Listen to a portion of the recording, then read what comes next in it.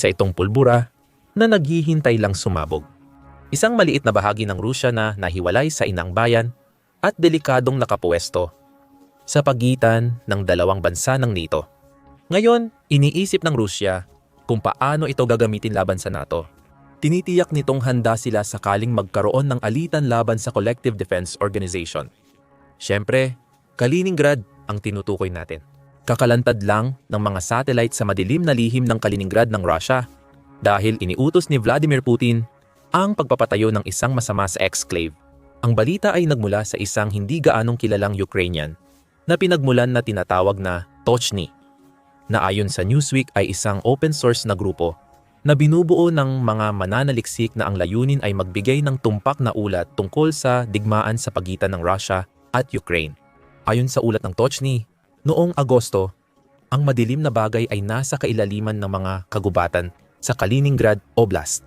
Nasa 3 pumilya mula sa katahimikan ng kanayunan na hangganan ng Kaliningrad at Poland, may construction sa coordinates 54,562,166, 21,800, 21,800,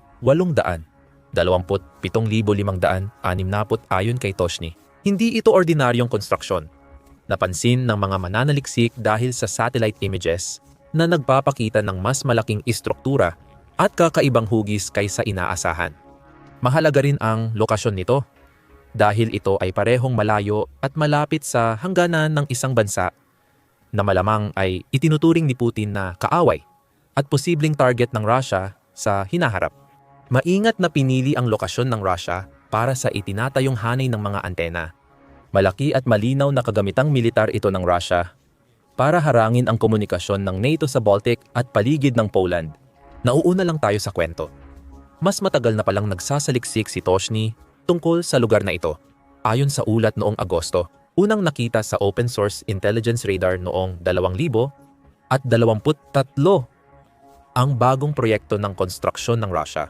Noong panahong iyon, hindi masyadong napansin ng pandaigdigang media ang pagkakatuklas. Alam lang natin na may itinatayo, pero hanggang doon lang iyon. Pero kahit noon pa man, malinaw na may kakaibang nangyayari. May mga konsentrikong bilog na hinuhukay sa lupa, na parang crop circle na kinahihiligan ng mga unidentified flying object enthusiast. Gayunpaman, ang mga bilog na ito ay napaka-eksaktong ginawa at lumilitaw kasabay ng mga tila daanan papunta sa pagitan ng mga ito. Lahat ay patungo sa isang sentrong kanal, pero may kakaiba sa lugar na ito.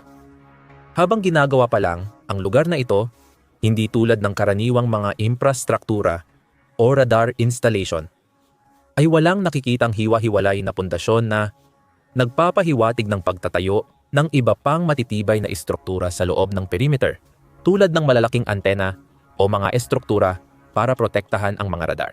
Ayon kay Tochny, maliban sa gitna na pinatag ang lugar, ipinapakita ng kakaibang konstruksyon na hindi karaniwang base militar ang ginagawa ng Russia. Walang matitibay na imbakan, barracks, paliparan, o hangar na itinatayo o lumilitaw. Puro magkakapatong na bilog at isang gitnang lugar na nagpapakita ng hiwa-hiwalay na pundasyon na madalas makita sa pagtatayo ng matibay na istruktura. Ang pangunahing tampok na iyon, kasama ng tila pantay-pantay na pagitan ng mga lugar para sa mga poste at ang limitadong bilang ng mga radial na kalsada na kumokonekta sa gitnang bahagi. Tumutukoy ito sa radar array, lalo na ang circularly disposed antenna array. Ang mga circularly disposed antenna array ay may ilang gamit. Karamihan dito ay iyong inaasahan sa isang militar na konteksto.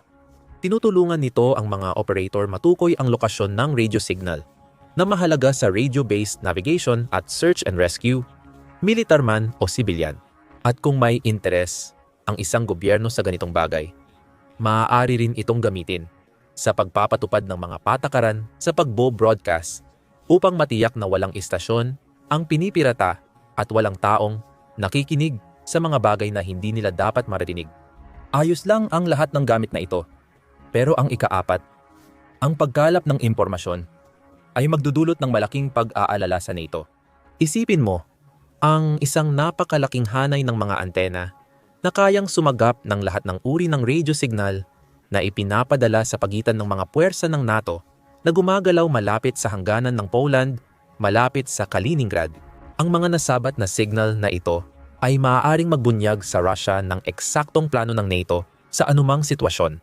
Malalaman ng Russia kung ililipat natin ang NATO yaman mula Poland sa Baltics. May isinasagawa o planong ehersisyo ba sa Poland? Sa loob ng saklaw ng antena, masasagap ng Russia ang mga radio signal mula sa mga operasyong ito. Naghahanda ba ang NATO para sa depensa laban o pagsalakay sa Kaliningrad sakaling sumiklab ang isang ganap na digmaan sa pagitan nila ng Russia? Anuman ang ginagawa ng NATO ay maaaring makarating sa mga kamay ni Putin at ng kanyang mga tauhan sa militar. Pero sa ngayon, balik tayo sa ulat ni Tochny. Batay dito, unang nakita sa satellite images noong Marso 2023 ang mga gawaing kalsada sa isang bahagi ng kagubatan ng Kaliningrad. Sa kalagitnaan ng 2025, makikita na ang paghuhukay, gawaing lupa, at unang 2 bilog sa 8 magkakapatong na singsing sa gitna.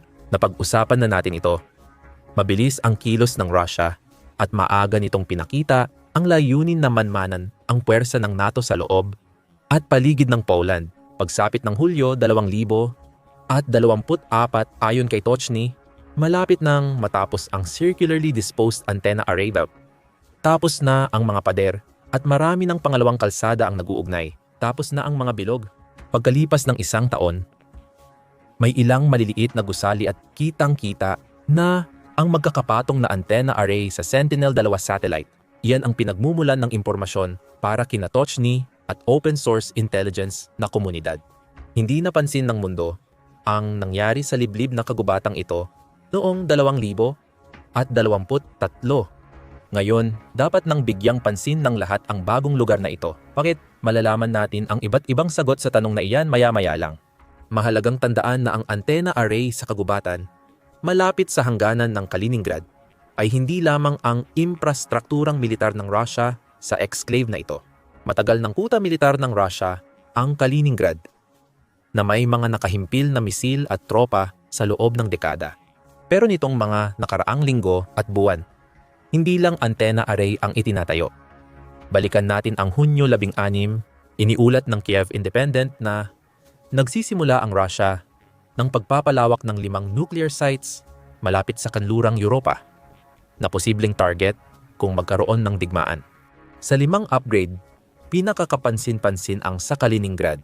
Ayon sa Kiev Independent, kitang-kita sa satellite photo na mas pinapalakas ng Russia ang pinaghihinalaang imbakan ng sandatang nuclear sa pamamagitan ng triple-layered na bakod, advanced na komunikasyon at mga bagong gusali. Tandaan, ito ang lugar na binanggit dati ni Foreign Minister Radoslav Sikorski ng Poland na maaaring lagyan ng hanggang 100 tactical nuclear warheads na kayang ilunsad ng Russia sa Ukraine, Poland, Baltic States at iba pang bansa sa Europa. Nabanggit ba naming pinaniniwala ang isa ang Kaliningrad sa mga lugar ng imbakan ng Russia ng tactical nuclear weapons? At marahil ay nagkakaroon ka na ng ideya kung gaano kahalaga ang malayong exclave na ito kay Putin at sa posibleng mga plano niya para sa hinaharap na pag-atake laban sa mga kasaping bansa ng NATO sa Europa.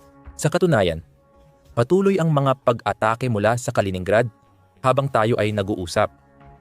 Bagamat hindi ito mga pag-atake sa karaniwang kahulugan, walang mga misil na may dalang mga sandatang nuclear o karaniwang pampasabog ang pinapaputok mula sa mga silo ng Kaliningrad patungo sa mga kaaway ni Putin.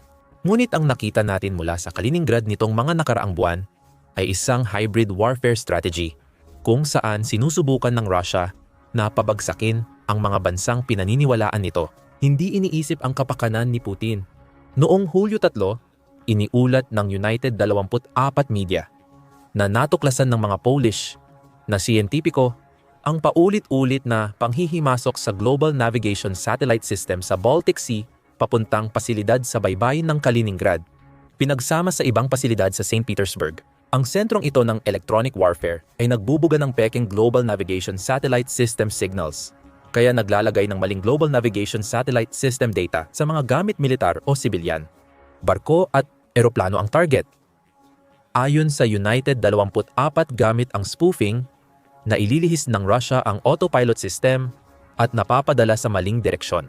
Delikado ito para sa barko o eroplano na kulang sa gasolina at kailangang makarating sa pupuntahan.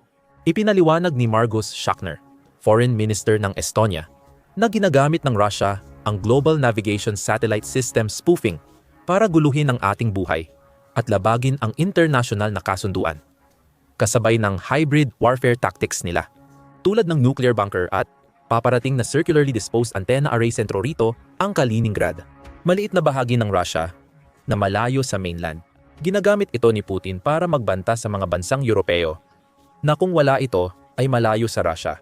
At ibinabalik tayo niyan sa tanong na nauna naming binanggit sa video. Bakit? Bakit nagtayo ang Russia ng circularly disposed antenna array na itinuturing ng ilan na lipas na teknolohiya sa isang bahagi ng kagubatan na 3 pumilya mula sa hangganan ng exclave sa Poland?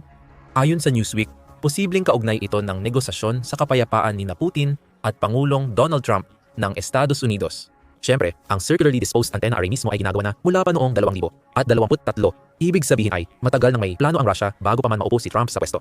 Gayunpaman, maaaring hindi rin nagkataon na ang bagong pasilidad na ito ay tila malapit nang matapos sa ganitong panahon. Hinihintay ng mundo kung may mangyayari sa pagpupulong ni Trump at Putin sa Anchorage. Sa ngayon, ang narinig lang natin mula sa pagpupulong ay ilang malabong pahayag ng progreso, ayon kay Trump. At ang pahiwatig na ang Russia ay tuwang-tuwa sa naganap na pagpupulong, ayon sa The Guardian. At bakit nga ba hindi? Natapos ang pagpupulong sa Alaska, na unang direktang pakikisalamuhan ng United States kay Putin matapos siyang iwasan dahil sa pananakop sa Ukraine. Para sa leader ng Russia, ito ay tsansa ipakita sa mundo at sa Ukraine na ang kanyang bansa ay hindi ganoon ka-isolated gaya ng iniisip ng iba. Pero paano konektado ang pagtatayo ng circularly disposed antenna array sa Kaliningrad? Lahat ng ito ay tungkol sa leverage na kailangan ng bawat panig sa negosasyon. Isipin mong lumabas ang satellite images na ibinahagi ni Tochny. Hindi ito Hindi ito imposible. Ibinunyag ng Open Source Intelligence Group ang natuklasan nila noong Agosto 15 kasabay ng paglipad ni Putin para kay Trump. Maaaring itinuro ng Pangulo ng Russia ang mga larawang ito, kasama ng lahat ng ebidensya ng mga malalalim na nangyayaring bagay sa Kaliningrad, at ginamit ang mga ito bilang mga kasangkapan sa pakikipagkasundo. Baka sinabi ni Putin kay Trump, tingnan paano kami naghahanda para sa NATO. Kung makakamit ang kapayapaang pabor sa Russia, hindi na kailangan gamitin ang bagong circularly disposed antenna array ng Russia at iba pa naming ginagawa. Hindi mahalaga kung nagsasabi ng totoo si Putin kasi totoo naman ang sinasabi niya. Ang mahalaga ay ang ibig sabihin nito na ang kanluran, kabilang ang Europa at Estados Unidos, ay maaaring makakuha ng benepisyo mula sa Russia sa pamamagitan ng pagpapatigil nito o kung hindi man, gamitin ang nalalapit nitong mga pasilidad sa Kaliningrad. Ang paggamit ng bagay na parang walang koneksyon sa Ukraine tulad ng circularly disposed antenna array sa Kaliningrad ay pwedeng maging makapangyarihan. Paano natin masisiguro na hindi gagamitin ng Rusya ang circularly disposed antenna array laban sa Ukraine? Noong Marso 2022 pa lang, tinutukoy na ng Euractiv ang Poland bilang susi bilang isang intermediary na estado kung saan dumadaan ang mga armas mula sa mga donor ng kanluran papuntang Ukraine. Kayang sagapin ng bagong circularly disposed antenna array sa Kaliningrad ang mga usapan sa radyo ukol sa mga armas na magpapahiwatig sa Rusya ng paparating sa Ukraine. Kaya itong kontrahin sa mismong labanan. Maraming posibleng mangyari. At kahit gaano pa ito kaimposible para sa ilan, ang totoo ay halos wala tayong alam tungkol sa pinag-usapan ni Trump at Putin sa Alaska. Hindi malabong napunta ang usapan hindi lang sa mga isyong direktang may kinalaman sa Ukraine, kundi pati na rin sa posibleng labanan sa hinaharap sa pagitan ng Russia at NATO. Paano kung hindi makuha ni Putin ang gusto niya? Mahalaga para sa Russia ang Kaliningrad bilang exclave, lalo na sa ganitong dahilan. Iwasan muna natin ang paano kung at mag-usap ng mas konkretong bagay. Dalawa pang dahilan kung bakit nakakabahala ang circularly disposed antenna array na ito ay ang laki nito at ang lokasyon nito.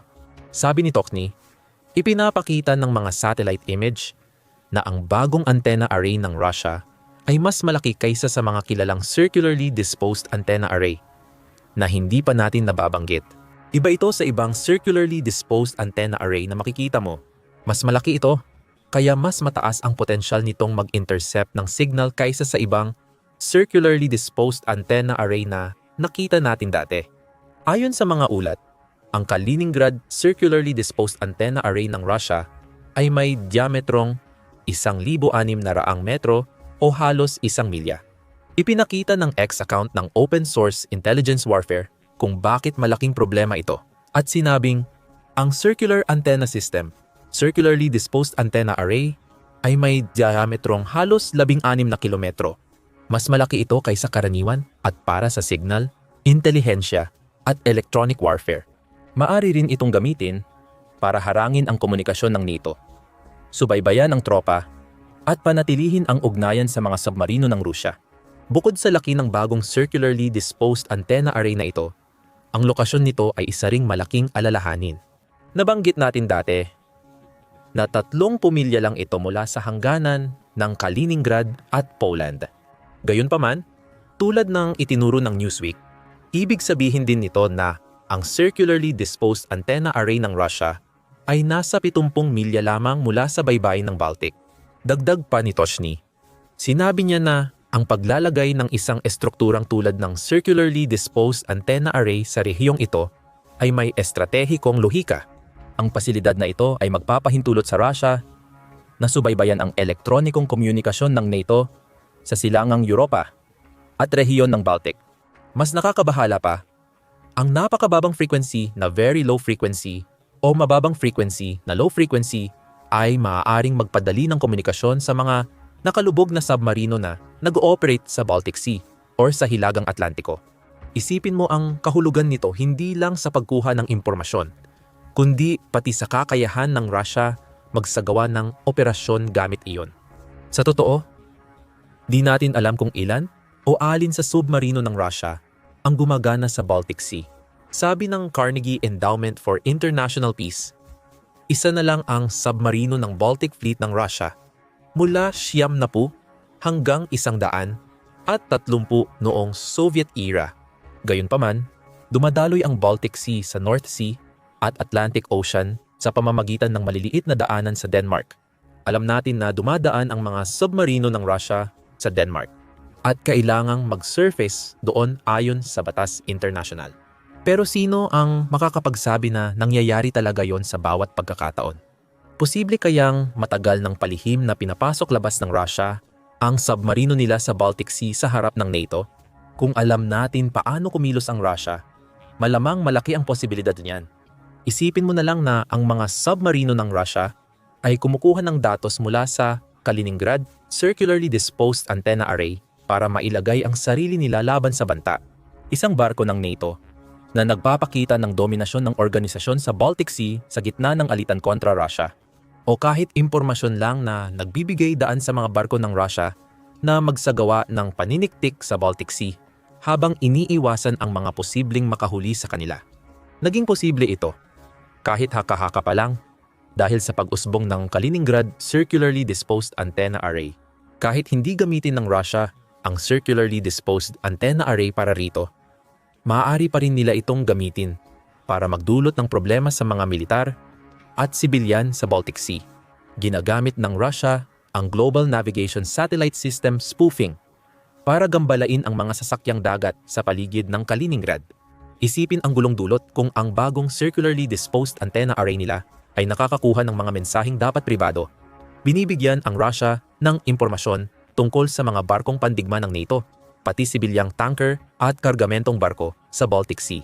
Baluktot itong kontrol gamit ang di halatang pero nakakatakot na banta. Ganito ang gustong gawin ng Russia bilang bahagi ng hybrid warfare strategy nila. Sa huli, nariyan ang Kaliningrad. Ang baril na parang pulbura na naghihintay lang sumabog, gaya ng inilarawan namin sa simula ng video na ito, ay malapit nang magkaroon ng bagong asset dahil sa konstruksyon ng circularly disposed antenna array na ito. Mahalaga ang Kaliningrad para sa Russia dahil sa ilang mahahalagang estratehikong dahilan. Ilan dito ay natalakay na natin sa video na ito. Kahangganan nito ang Poland at Lithuania, kaya nagdudulot ito ng banta. Ang presensya nito sa loob ng Baltic Sea ay isa ring problema, gaya ng ipinaliwanag natin kanina. Pati na rin ang posibilidad na ang exclave ay may hanggang 100 sandatang nuklear. Isa pang mahalagang aspeto ng Kaliningrad ay ang lapit nito sa Savolky Gap, ang 40 milyang bahagi ng teritoryong ito sa pagitan ng Kaliningrad, Poland, Lithuania at Belarus, ay tinuturing ng ilan na isa sa pinakamapanganib na lugar sa Europa. Ipinaliwanag ng politiko na ayon sa mga tagaplano ng militar ng kanluran, Posibleng isa ito sa unang target ng Pangulo ng Russia. Paano kung palalain pa niya ang digmaan sa Ukraine at gawing direktang labanan kontra NATO? Ang mabilis na pagkuha ng Suwalki Gap ay magbibigay daan sa Russia na mapanatili ang koneksyon sa Kaliningrad. Hindi na nakakagulat na minimilitarisa ng Russia ang kanilang exclave bilang paghahanda laban sa NATO.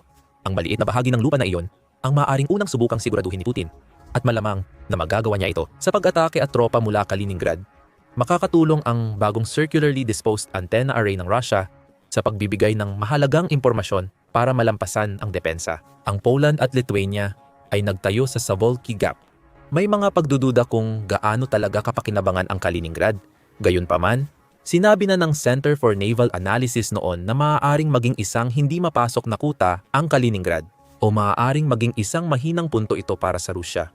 Dahil sa pagiging lihim ng Rusya tungkol sa kanilang exclave, nagiging misteryoso ito at hindi natin alam ang nangyayari doon. Masusolusyunan lang yan kung magkakaroon ng digmaan sa pagitan ng Rusya at NATO. Dapat ba talagang mangyari ang digmaan na yon? Mayroon kahit isang tao na naniniwala na babagsak agad ang Kaliningrad na parang wala lang.